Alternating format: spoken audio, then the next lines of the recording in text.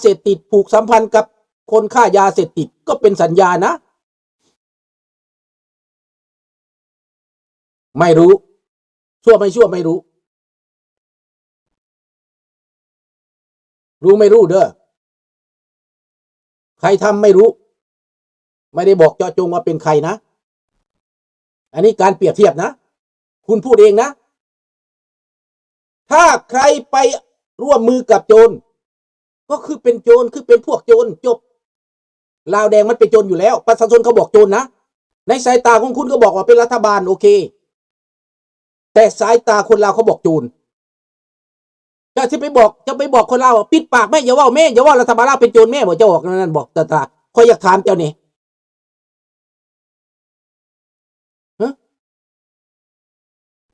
คือเจ้าไปว่ารัฐบาลอเมริกาเขาเป็นบ้านะเจ้าก็ว่าเองเห็นบ่แ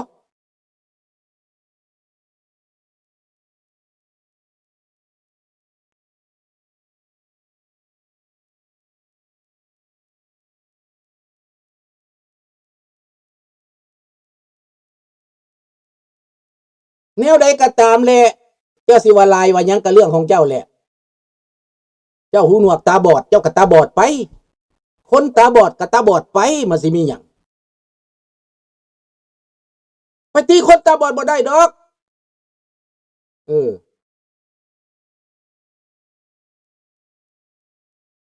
คนตาบอดคืออีสานบ้านลาวนี่นะตาบอดหูหนวกมีหยัง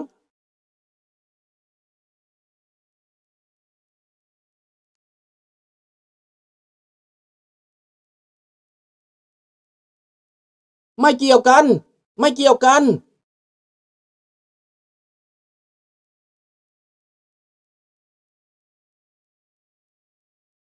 มันคนละเรื่อง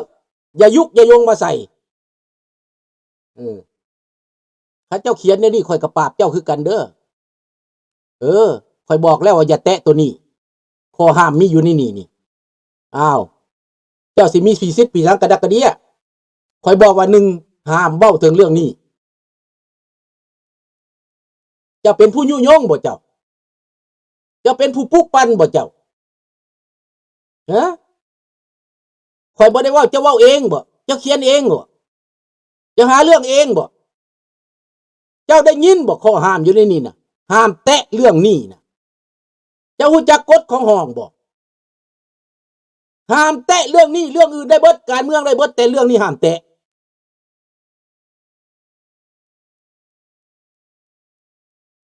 เจ้าสิมาอยากใส่ร้ายข่อยวะข่อยบ่ได้เว้าเจ้าเว้าเองวะฮะเจ้าพยายามป้องไปหั่นว่าเจ้าอย่าให้หั่นว่าข่อยบ่แม่นมึงข่อยบ่แม่นเนื้อเด้อข่อยบ่แม่นหมูเด้อ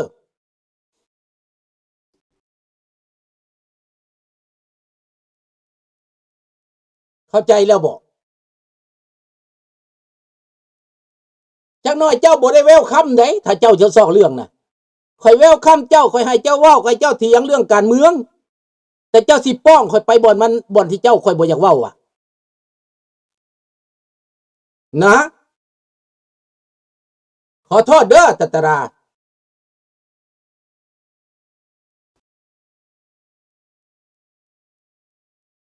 ดังนั้นในตอนนี้พี่น้องเขาย่านเผด็จการตายพวกนี้น่ะ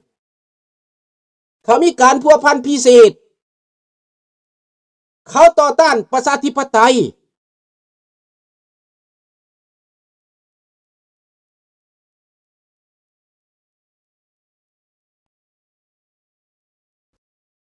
ข่อยบ่ได้สนใจเด้อ CBC อีหยังข่อยก็บ่ได้สนใจเด้อเจ้าว่าข่อยบ่ได้ภาษาวะข่าวหยังข่อยก็เห็นเบิดแต่ในแคนาดาเป็นเรื่องแคนาดาการขัดแย้งกันต่อค่าเรื่องค้าขายกันบ่แม่นเรื่องอื่นเนี่ยเขาบ่เฮ็ดสงครามกันเด้เข้าใจจะสิมาเว้าหยังข่าวโฆษณาโจมตีคนแคนาดาเขาโจมตีก็เขาอิจฉากันเขาจะรู้กัน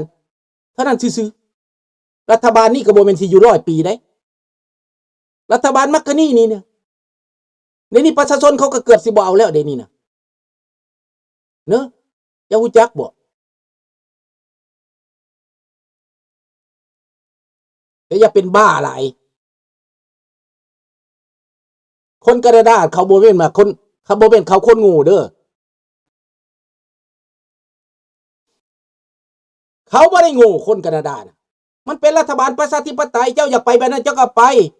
เจ้าอยากแล่นไปหาจีนเจ้าก็ไปเจ้าอยากแล่นไปหารัสเซียเจ้าก็ไปเจ้าไปใช่ไหมถามว่าแคนาดาสิเพิ่งรัสเซียได้วะเพิ่งจีนได้วะบ่มีทางเพราะเพียงแต่การค้าเขาขายน้ำกันซื่อเขาบ่ได้เป็นเว้าเรื่องการเมืองเข้าใจเจ้ามันเป็นบ้าหูหนวกตาบอดสมองเป๊ะพี่น้องเข้าใจแล้วบ่โลกนี่นะแคนาดาเขาก็มีหลักการ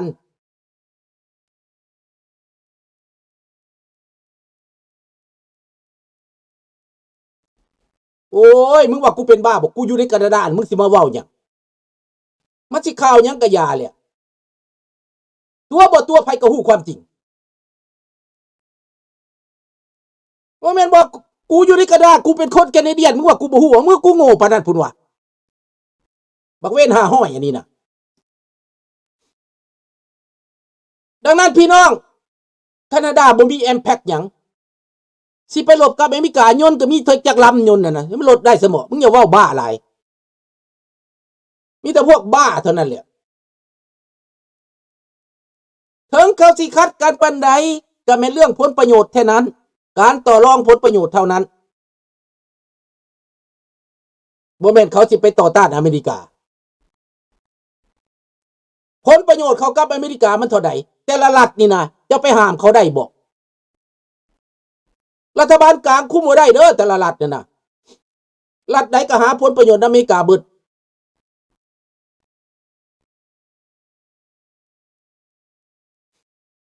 เอากลับคืนมาเรื่องอิหร่านก็อยากฟังเรื่องอิหร่านให้พวกมันงูฟังซะก่อนต้องเว้าให้พวกมันงูพวกมันตาบอดหูหนวกก่อนมันเว้าเรื่องแคนาดาปานว่ามันอยู่แคนาดาพี่น้องข้าพเจ้าอยู่แคนาดาการเมืองแคนาดาข้าพเจ้าอ่านเห็นตับเห็นไตเห็นใส่เห็นพุงมึงคือว่าเถียงแทบบักอันนี้นะส่งมันไปเกิดแล้วก็แล้วตัว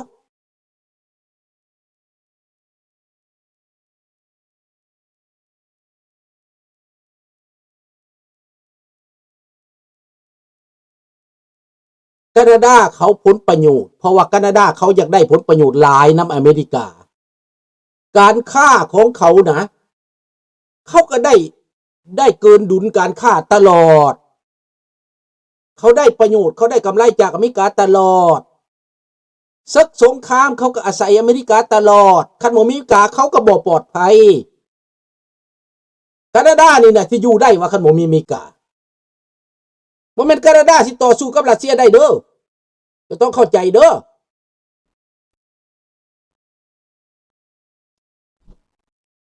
ให้เข้าใจจังสั้นพี่น้องคันเฮ็ดศึกกับอเมริกานี่นะเสิงสิเก่งเสิงสิถึกปานใดนะก็อยู่บ่ได้ฮอด24ชั่วโมงทหารเบิดประเทศนี่มีแต่ 80,000 คนทหารสู้รบแต่แท้มีแต่ 40,000 คน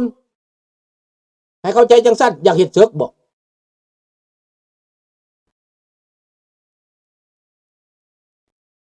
กลับขึ้นมาเรื่องอิหร่านให้เวลาแต่2 อาทิตย์ลุงนี่ประเมินแล้ว2 อาทิตย์เป็นหยัง2 อาทิตย์ล่มสลายแล้วในตอนนี้แปลว่าอยู่ในขั้นโคม่าแล้วเดี๋ยวนี้เบิ่งแม่คันบ่แม่น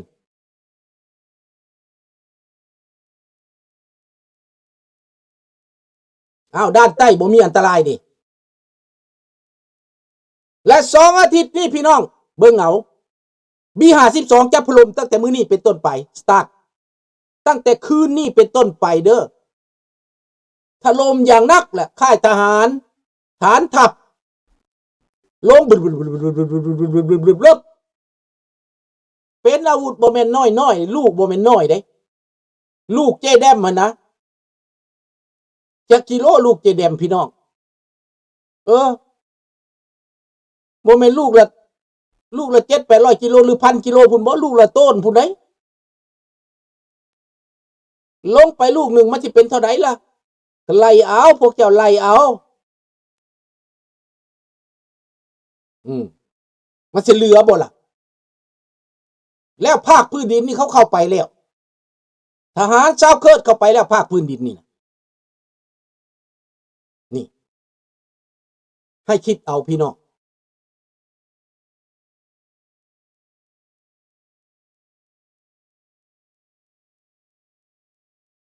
มันย่านเมืองลาวน่ะมันย่านแห้งเดี๋ยวนี้นะมันสิตายแห้งแล้วในปัจจุบันนี้มันเกาะหอยอยู่กับไทยกับจีนกับเวียดนามลาวน่ะมันเกาะหอยเท่านี้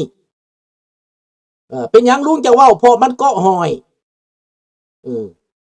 มันเจาะอยู่คือปีงนี่มันเกาะอยู่หั่นน่ะ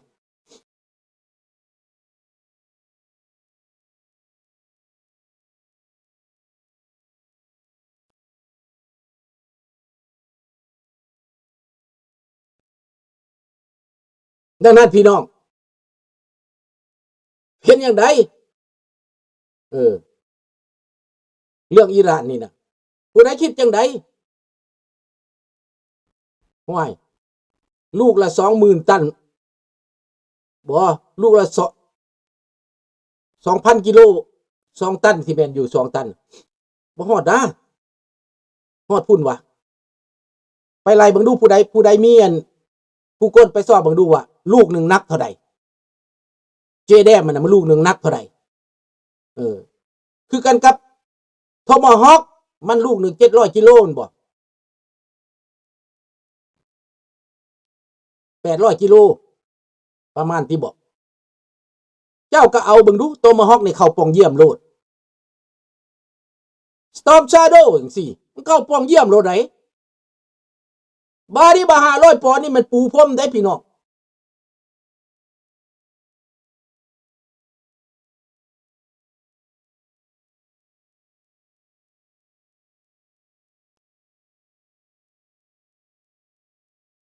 แม่นแล้วฮู้แล้วนั่นแหละลุงจังเว้านั่นน่ะหน้าไว้หลังหลอกนี่น้องลุงฮู้แล้วมันอยู่ได้นอนแนวนี้ย้อนผลประโยชน์เปิดโปงมาโลดตอนนี้น่ะ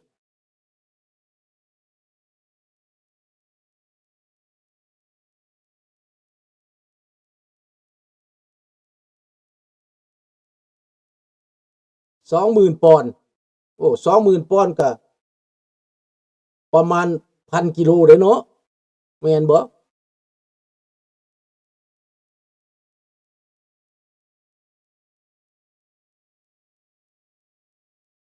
แน่นอนว่ายอมจำนน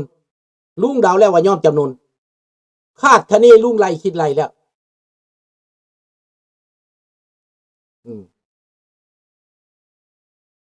500 กิโลบ่ขนาดนั้นก็เหลือแล้วว่าบัก500 ปอนด์นี่นะ250 กิโล500 ปอนด์500 กิโลบักนั่นเนาะใหญ่กว่าเนาะ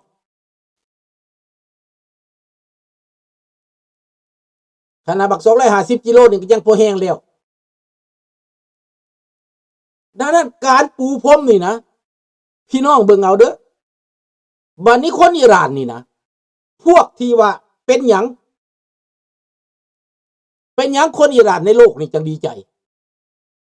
เขาจังพากันเต้นเขาจังพากันดองเขาจะพากันโฮกันฮิวเขาจังมวนจังซื่นเบิดโลกนี่คนอิหร่านทั่วโลกนี่นะขนาดคนอิหร่านในฝรั่งเศสก็ยังมวนยังซื่นยังห้องโฮโฮเซลคนอิหร่านในอเมริกาในแคนาดาในนิวยอร์กทั่วโลกก็สิคือข้าพเจ้านี่แหละคำบักทองรุ่นตายเบิดคณะมันน่ะรัฐบาลมันตายเบิดน่ะถูกตัดหัวเบิดน่ะข้าพเจ้านี่เสียดฉลองพูดแล้วความดีใจข้าพเจ้ามันเป็นยังจะเป็นอย่างสั้น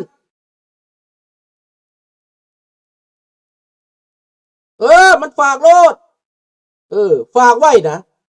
บ่มันตายไปแล้วเฮาไปยึดเอา